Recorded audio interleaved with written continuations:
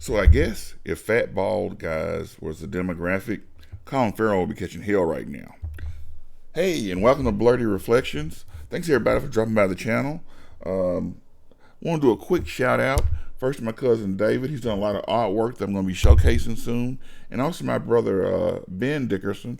He did the outro music that I've been using. Hope you guys like it, and he sent me some other tracks I'm going to play around with too, just kind of find the right sound. I think I like this one, but there's a couple others he sent that I like too. But shout out to my brother Ben Dickerson. That being said, I just saw The Batman, and this is just going to be my right out of the theater, my thoughts. There won't be any spoilers in this review, other than to say there is that. And I'm going to start off with that, and that's the elephant in the room, and that's a long movie.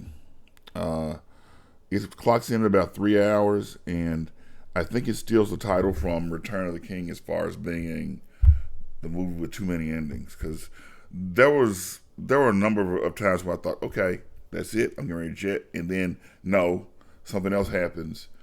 Some of the things I liked, there was a lot to like here. The casting overall was really great.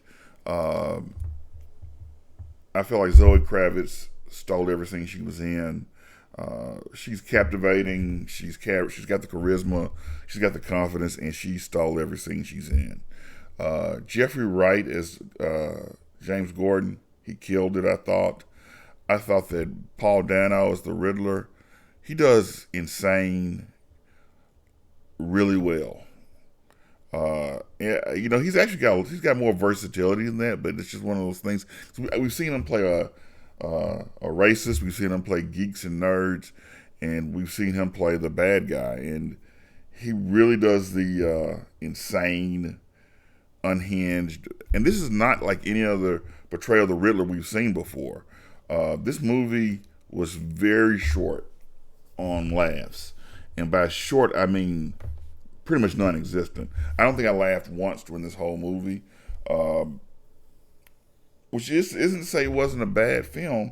It's just I think the MCU has conditioned us to view superhero movies as something we come to have fun, and this isn't that. Batman is his own animal, and I don't think there's another character that's going to be able to get away with a movie like this. And I say that to say it was good. It was still a good movie, but I do kind of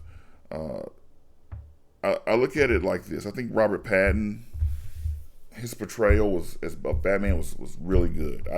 I was worried he was a little too small and scrawny, but he definitely, you forget all about the sparkly vampires. He's definitely Batman, but I don't ever feel like he was ever Bruce Wayne. I felt like there's a scene in Kill Bill 2 where one character's talking about Superman. He talks about how when Superman dresses up as Clark, that's his costume. He's really Superman. Well, in this is when Bruce Wayne puts on a suit, that's when he's in costume. When he's Batman, because there was not a single scene. I don't know how everybody in the movie couldn't figure out Robert Pattinson was Batman. I'm sorry. He's brooding the whole time. He never smiles. And, I mean, he does, you can tell who he is. But the costuming was great. I really liked the Batmobile. It would look like a muscle car mixed with the DeLorean from Back to the Future. I mean, it was... I like the unique take on it. I feel like that overall, as far as Matt Reeves movies go, this isn't his best work. I don't think. I love the Planet of the Apes movies, but this by far isn't his worst. It's somewhere in the middle. Is this a good film? I would say it is a good film if you're ready to come go see. You're not going to see the Avengers. You're not going to see a Captain America film. This is by and large a detective film, up until the very end, where some things happen that are a little bit over the top. Well, that are a lot over the top actually. But and I think that there. I've heard people say there's a third act problem, and I kind of see what they're saying. Uh, it the tone of the movie seems almost no, it doesn't. It's still you're never left feeling like nobody here would want to live in Gotham City, obviously, and you know it.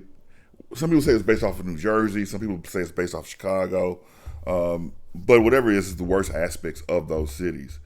I would say go see this movie if you're in the mood for some film noir, some a gumshoe detective story with a few bat boomerangs and a really awesome Batmobile. But it's 3 hours. You're gonna feel those 3 hours, and